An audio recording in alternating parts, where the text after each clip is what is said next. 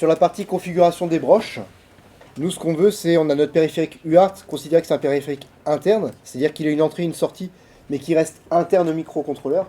Et ce qu'on veut nous c'est apporter la sortie de l'UART vers vraiment l'extérieur du microcontrôleur, donc vers l'une des broches. Et pareil que l'une des broches du microcontrôleur puisse alimenter l'entrée de notre UART. D'accord ? C'est pour ça qu'on a, sur ce schéma-là, sur la partie sortie, eh ben, notre sortie passera par là. Et donc on a un registre PPS qui permet de régler la broche de sortie. Et pareil pour l'entrée. On a notre broche qui est ici.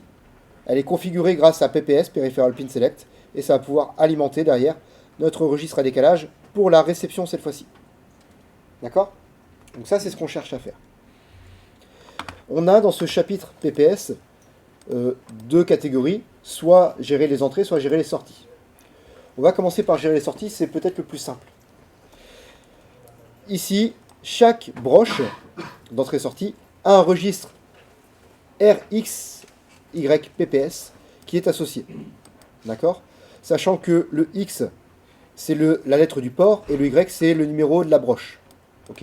Donc c'est-à-dire que vous pouvez avoir RA0 PPS, RB1 PPS, RD8, RD7 PPS. Bref, vous avez un R port bit PPS pour chaque broche en sortie. Ok ? Nous, ce qu'on veut, ce qui est marqué dans la doc ici, enfin dans le cahier des charges plutôt, c'est qu'on veut que la sortie de notre périphérique UART, donc TX1, donc si je reprends le schéma, c'est cette sortie-là. On veut que la sortie-là soit redirigée vers la broche RC6. Donc on veut faire ça. Relier la broche TX1, donc la transmission de l'UART1, vers la broche RC6. C'est ce qu'on veut faire. Donc du coup, en déduisant ça de la doc, c'est-à-dire que visiblement, j'ai un registre qui s'appelle RC6 PPS. On est d'accord là-dessus ? Donc RC6 PPS, c'est un registre de configuration qui va me permettre de choisir quel périphérique va pouvoir alimenter cette broche-là. Et on voit qu'en fonction de la valeur que je mets ici, je peux fournir ce périphérique-là. Tiens, le timer 0. Je peux sortir le timer 0 sur une des broches. Et ainsi de suite. Est-ce que vous reconnaissez, parmi tous ces périphériques-là, celui qui correspond à notre UART1 en sortie ? À la sortie de notre UART1, pour être plus précis. On le trouve ici, TX, c'est la sortie de l'EUART1, sachant que l'EUART1, c'est UART1. Donc il faut que je fasse quoi pour paramétrer cette broche, la broche RC6 en tant que sortie de l'UART1 ? Il faut que j'écrive la valeur 0x09, qui correspond, au final c'est un code pour indiquer ce périphérique-là. Il faut que je mette cette valeur-là dans quel registre ? RC6 PPS. Donc, pour paramétrer ma broche en sortie, il faut que je mette dans RC6 PPS la valeur 0x09.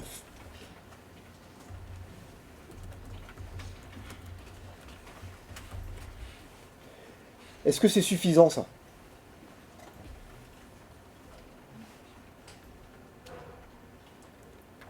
Pour dire que ma broche RC6 c'est la sortie de l'UART. Est-ce que c'est suffisant ou est-ce qu'il manque un truc ? Pour dire que c'est la sortie de l'UART. Je viens de dire que c'est lié à l'UART, mais est-ce que j'ai dit que la broche était une sortie ?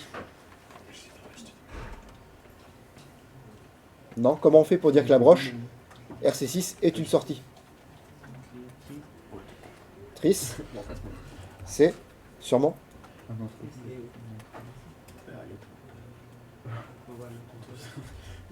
Alors, ouais, on peut mettre un et, effectivement. Vas-y. Et l'inverse de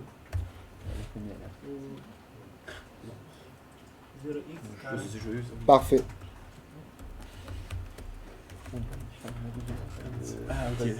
RC6 en sortie, et ensuite TX est branché sur... RC6 est relié à TX1. Ok. Est-ce qu'on fait la même chose avec l'entrée cette fois-ci ? Comment on peut faire pour dire que notre entrée, Notre entrée, c'est quoi? RX1, je veux connecter ça à RC7. Donc RX1, ici, donc qui est l'entrée de mon, hop, l'entrée de mon périphérique, RX1. Je reliais ça à la broche, on a dit RC7. Donc comment je fais pour faire ça?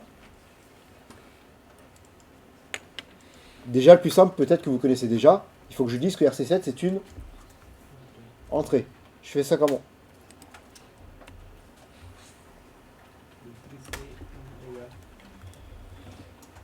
C ou égal 0x80, et ça veut dire RC7 en entrée. Ensuite,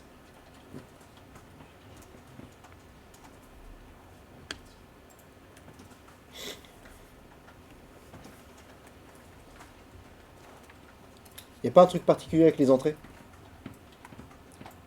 qu'on a manipulé avec les boutons poussoirs? Il faut les mettre en output ou en input. Bah du coup là on vient de le dire en entrée. Mais il faut que je dise que c'est en entrée numérique. Vous vous souvenez de ça? Ansel C, Analog Select. Il faut que je dise que ce bit là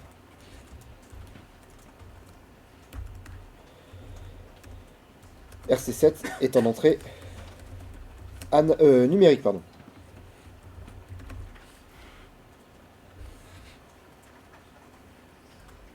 Et ensuite, il faut que je relie RC7 à RX1. Comment fais-je? Et bien là, du coup, pour rediriger la broche RC7, pardon, j'y arrivé, pour rediriger la broche RC7 vers mon périphérique, là, il faut que je revienne sur le Peripheral Pin Select. Ok. Et là, mon chapitre Peripheral Pin Select, je vais mettre sur PPS Inputs, parce que cette fois-ci, je travaille sur les entrées. Et là, la logique, c'est la même que tout à l'heure, mais inversée. C'est-à-dire qu'on ne réfléchit plus par broche, mais par périphérique. Chaque périphérique a un registre qui s'appelle XXX PPS pour sélectionner la broche qui sera utilisée en entrée. Ok.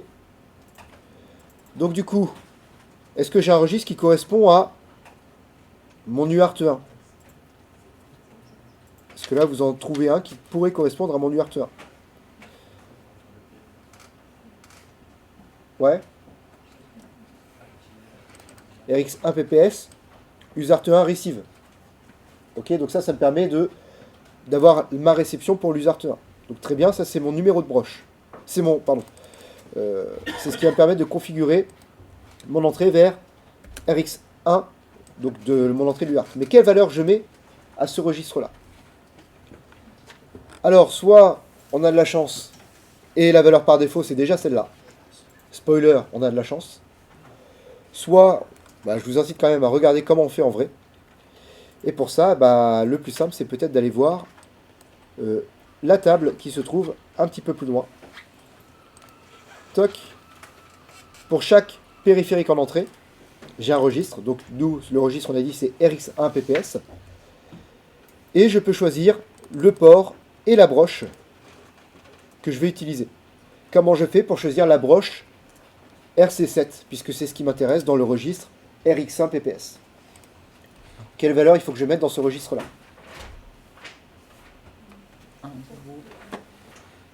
Ici, il faut que je mette 1, 0 pour le port C. Ok, 1, 0 pour le port C. Et là, il faut que je mette quoi? 1, 1, 1 pour indiquer la broche numéro 7.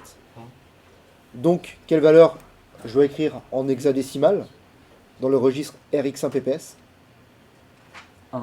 0, 0, 0, 1. Puis ensuite 0, 1, 1, 1, 0x, 17.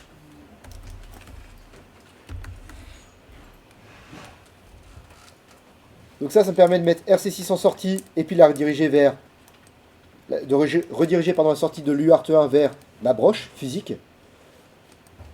Donc sortie UART vers la broche RC6.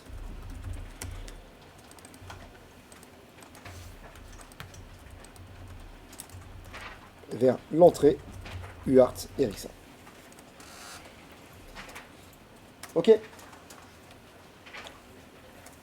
Pour les interruptions, a priori, vous savez faire, puisqu'on l'a déjà fait pour le timer.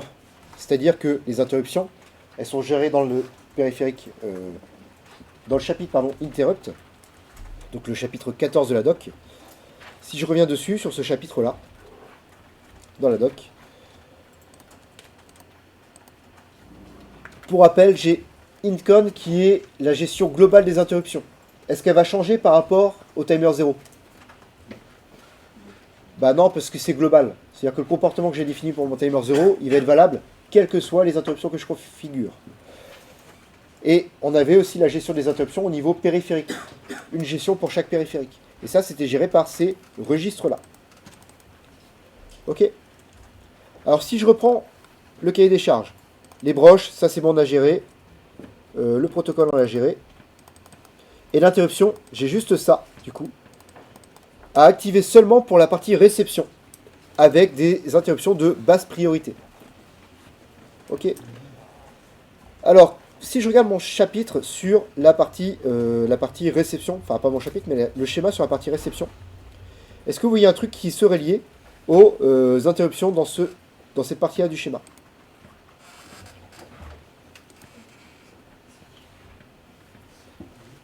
C'est où la partie interruption? Est-ce que vous voyez des mots-clés ou des bits qui vous rappellent quelque chose avec les interruptions?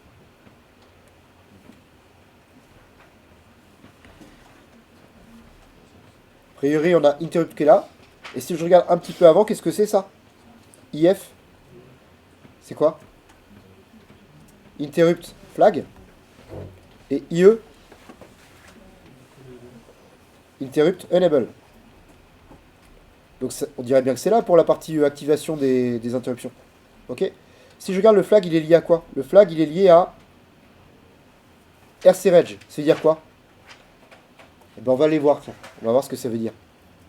Mais du coup, il y a un flag qui est là. Et une interruption qui est là. Et on voit que ça s'appelle RCXIE, RCXIF. Donc visiblement RC1IE, RC1IF pour notre UART1. Alors, on va chercher dans le chapitre Interrupt. Le plus simple, c'est peut-être d'aller voir dans le tableau récapitulatif. Est-ce que vous voyez les bits RC1IF, RC1IE? Ouais.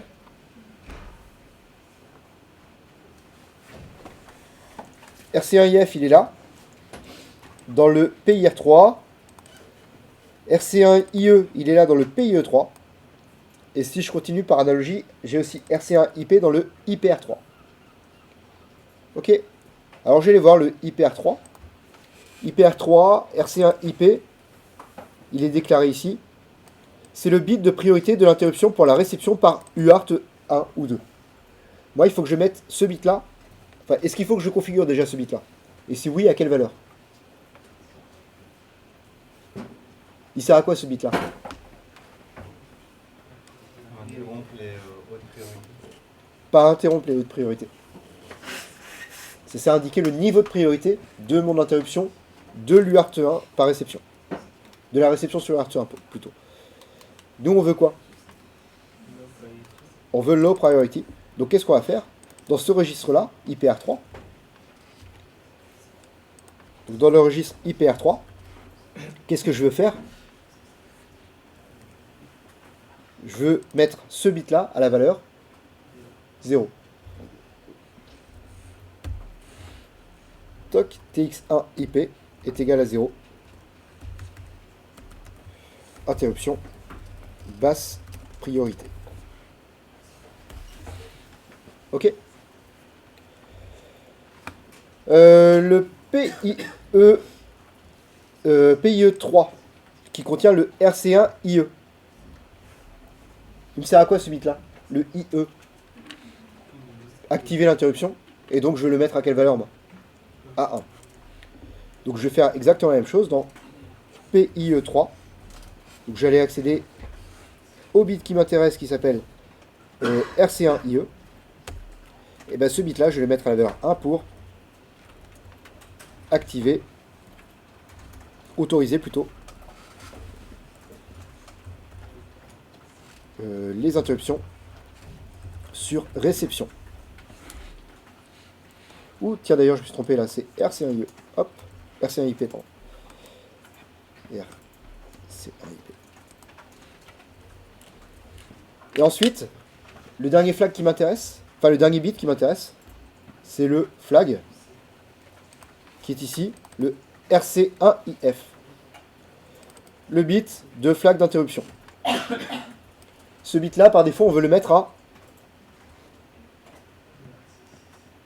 0 ou à 1. Un flag, ça sert à quoi? Ça sert à indiquer qu'un événement est survenu. Le interrupt flag pour la réception de l'UART, il sert à indiquer qu'une réception a été obtenue. Sauf qu'au démarrage, nous on veut que ce soit quoi? On veut que ce soit 0. Alors regardez, ce bit là, il a une petite particularité. Moi je veux le mettre à 0. D'accord?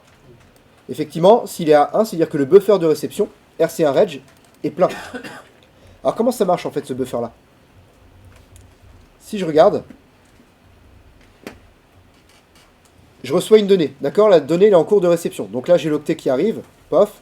Ensuite j'ai la valeur 0,1 qui arrive. Ensuite ça redécale, j'ai la valeur 0,01 qui arrive. Et ainsi de suite. Au bout d'un moment, j'arrive à construire les 8 bits de ma réception. Une fois que j'ai les 8 bits de ma réception, où est-ce que va arriver la donnée? Elle va descendre ici, dans mon registre qui s'appelle RC-Reg. Ou plus précisément, RC1-Reg.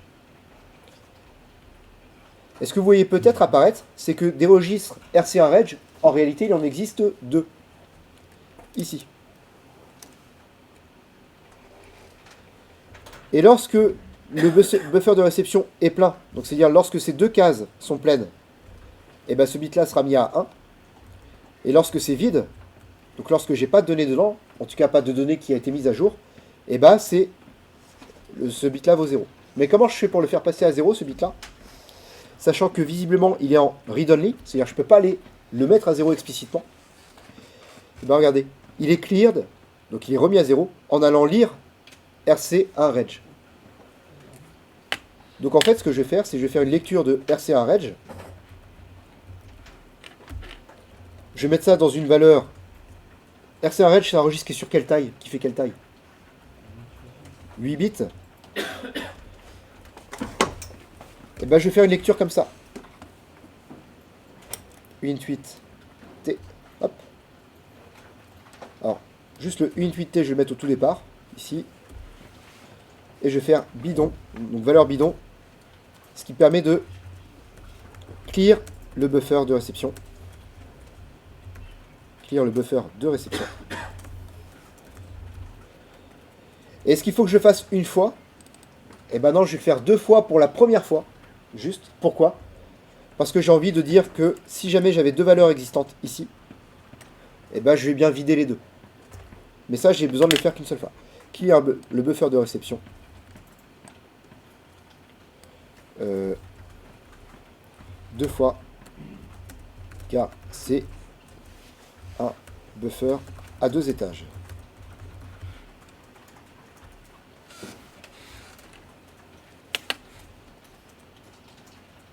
Et ça permet de clear le flag d'interruption. Ça vous va? Avez-vous des questions sur cette partie-là? J'essaie de dézoomer.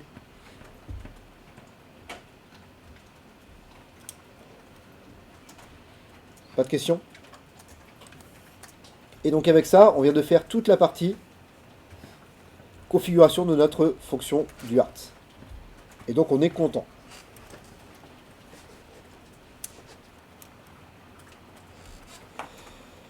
Maintenant, il me reste une chose à faire pour pouvoir transmettre une donnée, puisque transmettre une donnée, c'est la chose la plus facile à faire avec un périphérique de communication. Recevoir une donnée, c'est un peu plus compliqué. Ce que je vais faire, c'est que je vais essayer de travailler sur la fonction put-c. La fonction put-c permet de d'envoyer un caractère. On travaillera plus tard avec put-s qui permet de put-string, donc qui permettra d'envoyer plusieurs caractères. Et après, encore là du coup sûrement demain, on travaillera avec getC pour recevoir un caractère et puis getS pour recevoir plein de caractères. Ok. Je reviens sur la partie transmission du coup. Comment je fais, en reprenant ce schéma-là, comment je fais pour envoyer une donnée par UART?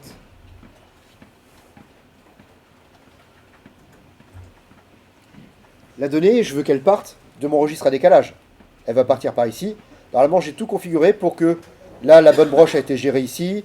Là, j'ai géré le mode asynchrone. Là, j'ai géré le fait que ma transmission est activée. J'ai géré le débit ici. Ok. Mais comment je fais pour envoyer vraiment une donnée de mon CPU, de mon microcontrôleur, vers le périphérique UART? Comment je fais ça?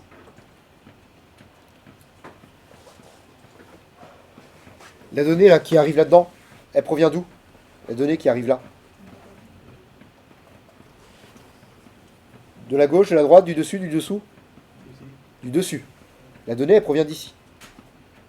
Elle provient de TX-Reg, qui lui-même est alimenté par qui?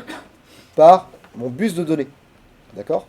Donc en écrivant une donnée depuis mon bus de données dans ce registre-là, la donnée ensuite passera vers mon transmit shift register. Alors là, à la limite, je vous impose une lecture de la doc sur la partie transmission de l'UART. Donc je reviens sur l'UART. Le transmetteur ici. Donc vous avez toutes les informations. Activer le transmetteur, bah, il faut mettre XEN, il faut mettre ça, enfin là, ça c'est tout ce qu'on a fait. Comment on fait pour transmettre une donnée? Une transmission est débutée à chaque fois qu'on écrit un caractère dans le registre TX-Reg. Donc comment je fais pour transmettre une donnée? Il me suffit d'écrire dans TX-Reg. Ok? Alors ça, je vais voir ma fonction UART1PUTC. UART1PUTC, si vous voyez, alors je vous remets le UART1.h aussi pour vous montrer la description. Ça permet d'envoyer une charge d'un octet. Ça l'envoie par scrutation active, donc ça je vais y revenir juste après. Et le paramètre que je passe, il s'appelle payload, et c'est la payload 8 bits à envoyer. La charge utile, la donnée utile 8 bits à envoyer. Donc ça veut dire que dans mon UART1PUTC, payload ici, c'est ce que je veux transmettre. Comment je fais pour envoyer le caractère? Comment je fais pour commencer la transmission? Eh bien, je viens de le dire. Il faut que j'écrive le caractère dans TX-Reg. Bah, du coup, fusion des idées. Comment on fait? Il faut que j'écrive ma donnée dans TX-Reg. Donc visiblement, j'ai un TX-Reg égal.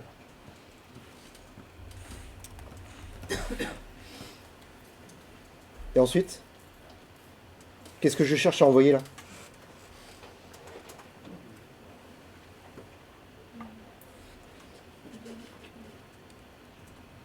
Il n'y a pas 36 choses à l'écran? Qu'est-ce que je cherche à envoyer? Payload. Payload. C'est ma donnée utile, ma charge que je cherche à envoyer. Ok. Et ça, qu'est-ce que ça fait? Ça va faire que payload. Payload, c'est quoi? C'est une variable, on est d'accord. Ok. Bah payload, si je mets payload, je vais y arriver. Si je mets payload,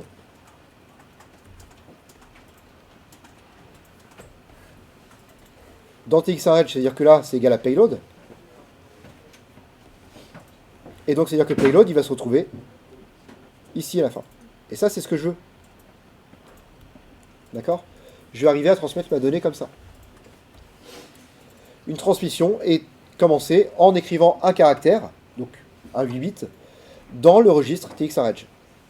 Si c'est le premier caractère ou que le précédent caractère a été complètement envoyé, et ben la donnée dans TX-Reg est immédiatement transférée vers le registre à décalage.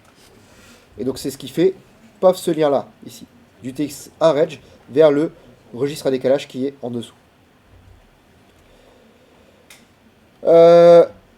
Juste une petite chose. Est-ce que je peux envoyer plein de données comme ça d'un coup? C'est-à-dire j'écris plein de fois successivement dans TX-Reg. Qu'est-ce qui va se passer? Ben, il y a le risque que la donnée précédente n'ait pas encore été totalement envoyée et que du coup TX-Reg vienne écraser le TSR. Alors comment je vais faire pour éviter ça? Je vais juste surveiller cet élément-là, le TRMT. Alors en fait, il y a deux manières de faire. On va vous proposer celle-là. Le TRMT. Est-ce que vous pouvez m'expliquer ce que c'est? J'ai expliqué le paragraphe précédent, à vous de m'expliquer celui-là.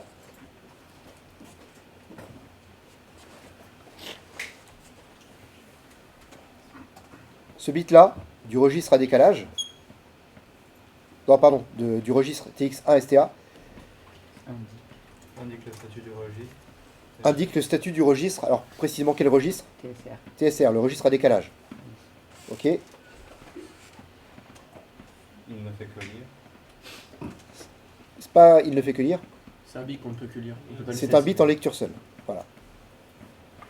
Ce bit-là, Il change quand TSR. alors c'est pas il change. Enfin, Il set, Il est il set. 7. Quand il passe à 1, donc. Quand Quand le registre TSR est est vide, Ok. Et il est cleared, donc ça veut Il dire passe à 0. il passe à 0. Quand il y a un caractère qui est transféré dans le TSR depuis TX, X et A et G. Donc ça veut dire quoi? Ça veut dire que quand lui il est vide, donc c'est-à-dire j'ai pas de données à envoyer là. Il vaut combien lui? Il vaut 1. Parce que empty, ça veut dire Vide. empty. Ok. Donc est-ce qu'il est vide le registre? Oui, donc ça vaut 1. Quand j'ai une donnée qui arrive là, donc ma payload, et que ma payload elle arrive là, qu'est-ce qui se passe donc? Il passe à 0. Lui il passe à 0. Ok. Il repasse à 1 quand? Quand il devient vide. Quand les 8 bits de données ont été envoyés. Alors un peu plus que les 8 bits de données parce qu'en fait il faut envoyer le bit de start, les 8 bits de données et le bit de stop. Vous voyez, le bit reste à 0 tant que tous les bits n'ont pas été évacués du registre à décalage. Donc qu'est-ce que je dois faire? Eh ben, je dois vérifier, avant de mettre une valeur dans mon TX1 reg, je dois vérifier que ce bit-là, il est à quelle valeur? Il est à 1. Alors du coup, qu'est-ce que je vais faire? Je vais empêcher d'écrire là-dedans, empêcher cette opération-là, tant que mon registre à décalage n'est pas vide. Comment je peux écrire ça? Je ne peux pas accéder à l'instruction suivante tant que mon registre à décalage n'est pas vide. Tant que. Ouais. Ouais. Tant que. Enfin, je ne peux pas accéder à l'instruction suivante tant que. C'est while avec point virgule. Ou si vous préférez, des accolades vides. Ça revient même. Mais qu'est-ce que je teste en fait? Comment je fais pour savoir que tant que. Bloc ici. Tant que le registre à décalage Donc, n'est pas vide. Comment j'écris ça? Différentes 0. Ouais, vas-y redis. Ouais. Tant que TRMT égale à 0. Alors est-ce que je peux l'écrire comme ça? Pas tout à fait. Parce que TRMT c'est quoi? Est-ce que c'est un registre? Oui, c'est dans. C'est pas un registre. Enfin, C'est dans TX. Il est dans TX tag. c'est un bit dans TX1 STA. TXA bits.trmt. Tant que ce bit là est à 0, je ne peux pas avancer. Ok. Alors petite chose, ça c'est une fonction qu'on vous écrit sous forme de, enfin qu'on va pouvoir écrire sous forme de macro-fonction. C'est-à-dire qu'on va utiliser plutôt que ça directement. On va plutôt l'écrire là. Donc est-ce qu'il est busy? Busy ça veut dire quoi? Toc ça veut dire Occupé. ouais. Donc ça veut dire que ça vaut 0. Ou alors s'il est ready ça veut dire qu'il n'est pas ici, donc je peux faire. Enfin, il n'est pas à 0, il est à 1, donc c'est bon. Ok. Et du coup, si je veux alléger un petit peu l'écriture, je peux aussi écrire ça comme ça. C'est également possible. Ok. Et donc, pour que ce soit plus explicite justement dans notre code, plutôt que d'écrire while machin trmt égale 0, tant que mon URT1 est occupé en transmission, et bien du coup on attend. Et ensuite alors, envoie du caractère.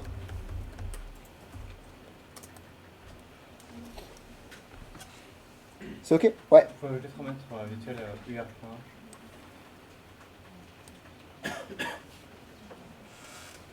Toc, coup de C, il est là. Et le point H, il est là.